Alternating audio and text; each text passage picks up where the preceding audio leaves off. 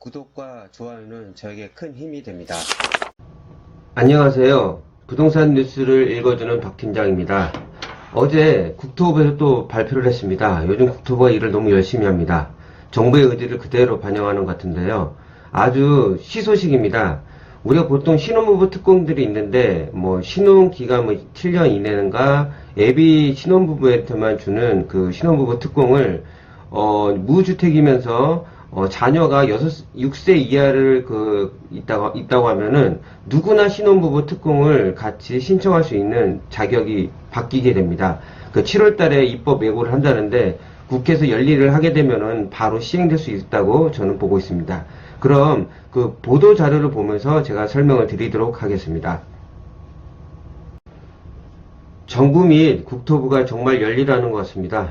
저도 일하느라 좀 바쁜데 잠깐 들어가다 보면 국토부가 또 새로운 걸 발표를 하곤 합니다.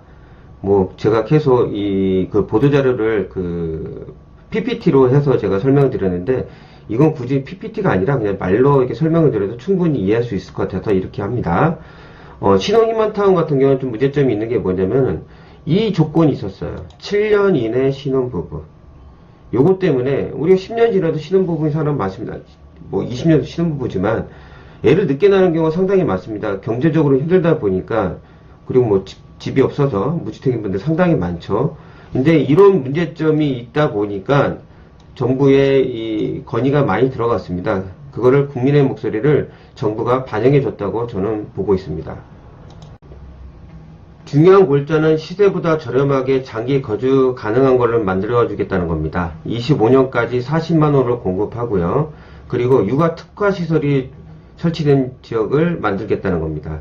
이제 애들을 키우려면 환경 조성이 중요하잖아요. 그리고 요즘 워낙 흉흉하다 보니까 그런 조건이 만들 수 있게, 그러니까 아이를 키울 수 있게, 아이를 많이 낳을 수 있게 그런 조건을 계속 만들겠다는 뜻입니다. 그리고 중요한 건 이걸 보셔야 됩니다. 공공임대주택에 한정되어 있는 거예요. 공공분양주택은 제외된 겁니다. 전체가 다 들어가는 게 아니고, 위에 보시면, 여기에 보시면 이거 신혼부부 임대주택입니다. 그러다 보니까 공공분양은 아니라는 거, 다 공공분양까지 들어간 건 아니에요. 이것도 나중에 바뀔지 모르겠지만, 그렇게 되면 취지에 조금 어긋나기 때문에 제가 생각에는 이걸로 계속 한정될 거라고 저는 보고 있습니다. 금방 말씀드린 것처럼 주거 문제로 결혼을 망설이거나 출산을 늦춘 일이 없도록, 차질이 없도록 신혼부부를 위해 공적 주택 공급을 차질 없이 추진할 계획이라고 합니다.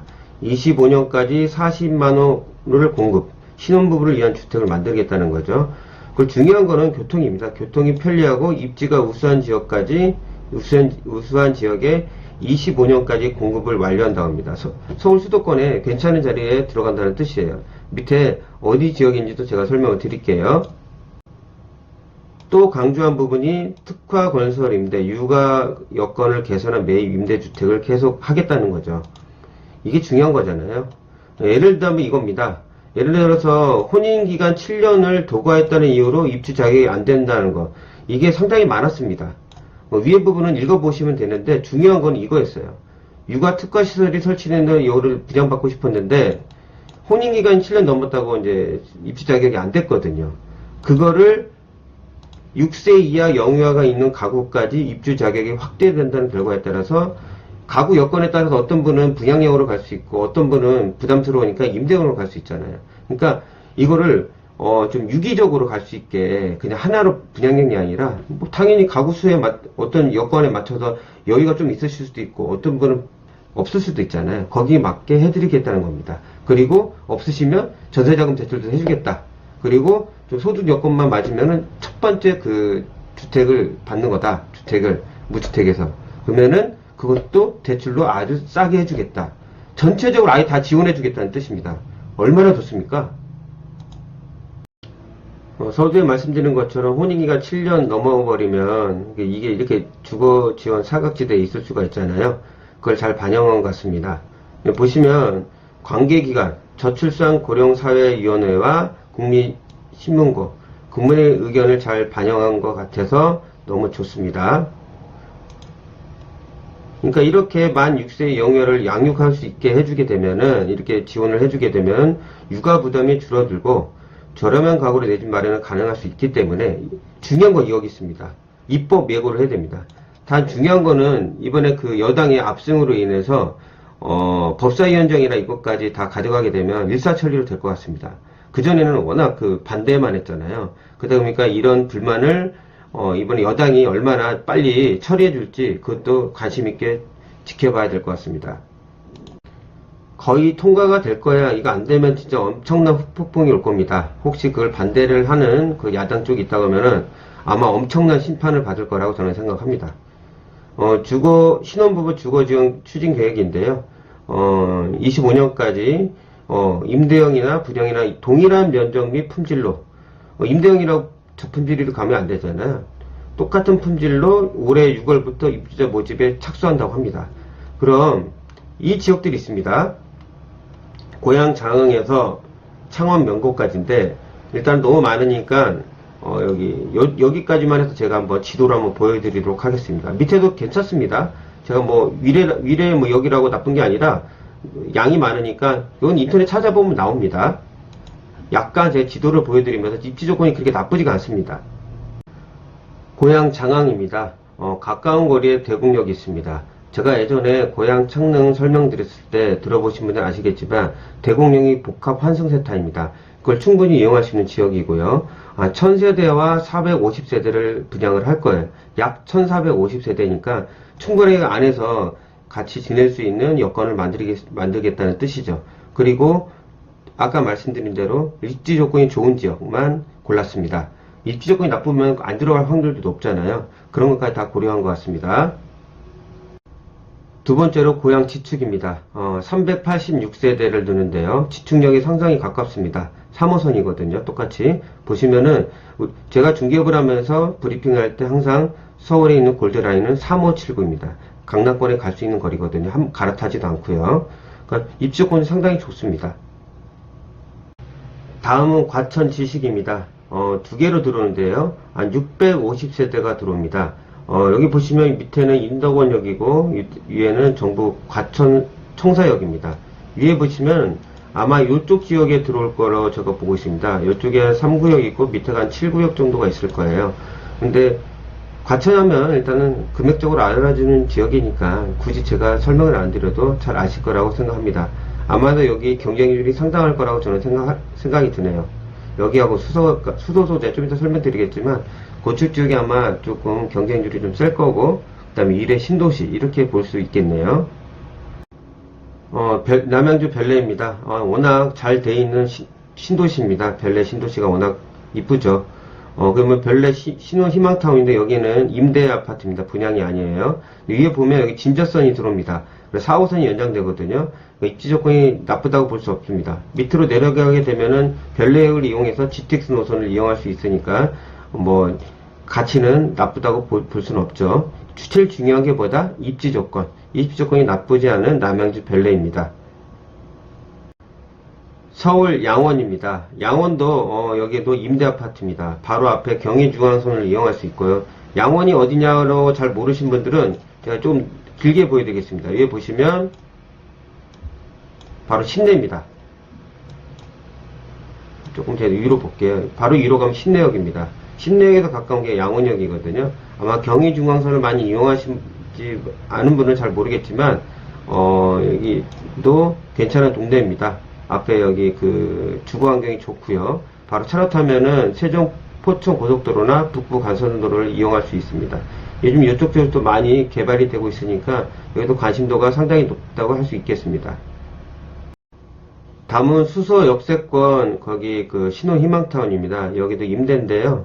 여기 같은 경우는 이쪽이 워낙 개발을 하려고 하는데 제가 예전에 이쪽 근처에서 부동산이 있었거든요. 여기 근처 주민도 반대가 엄청 심했습니다. 본인들은 어떻게 들어온지 모르고요. 하도 반대가 엄청 심한 지역이었습니다. 이쪽도 입지 조건이 상당히 좋습니다.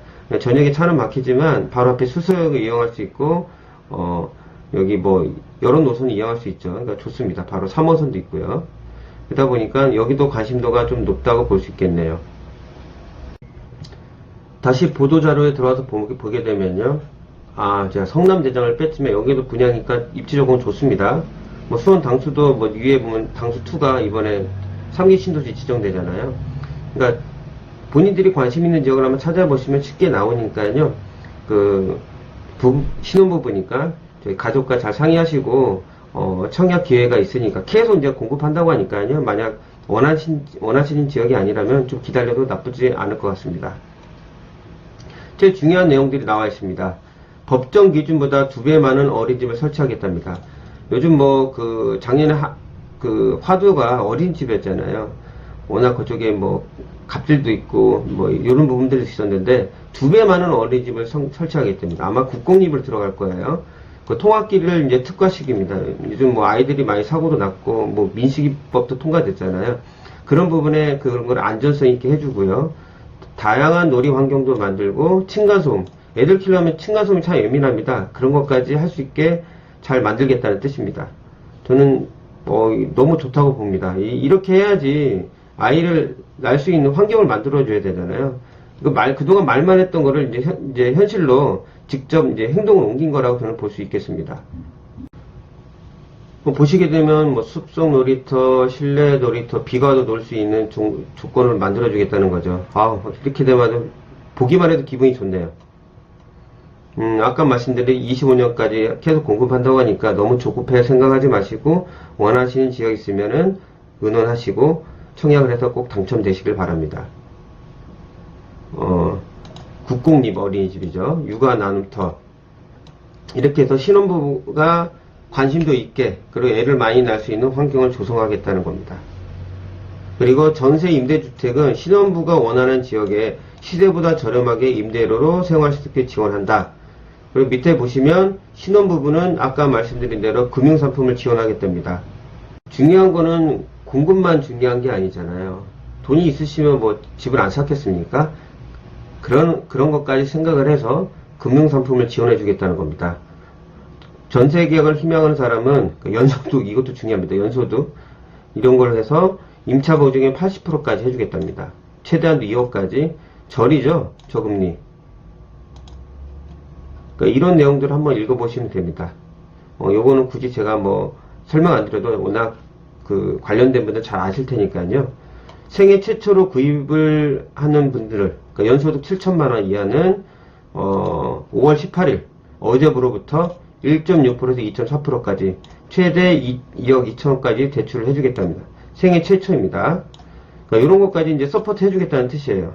너무 좋죠? 이 내용도 한번 읽어보셔야 될 것 같아요. 요것도요. 굳이 제가 설명을 안 드려도 충분히 알 수 있는 내용이다 보니까 이 두 가지만 봐도 그만큼 생각을 많이 했고 바로 행동을 옮긴 거라 7월달에 입법 예고되면 바로 시행될 것 같으니까 가족분들이랑 와이프 아니면 남편분이랑 잘 상의를 하시고 원하는 지역에 어차피 계속 40만원을 공급한다고 하니까 2025년까지 그러면 아직도 5년이 남았습니다. 2020년 말고 차후에도 나올 거니까 잘 상의하셔서 좋은 집 받으셔가지고 아이 이쁘게 키우시길 바랍니다. 오늘 제가 들려드렸던 국토부 신혼부 희망타운 내용에 대해서 설명을 드렸습니다. 좀 제가 들려드렸던 내용이 좀 공감이 되셨거나 도움이 됐다고 하면은 구독과 좋아요 한번 눌러주시면 정말 감사하겠습니다. 다음에 더 나은 부동산 뉴스로 찾아뵙도록 하겠습니다. 끝까지 들어주셔서 감사합니다.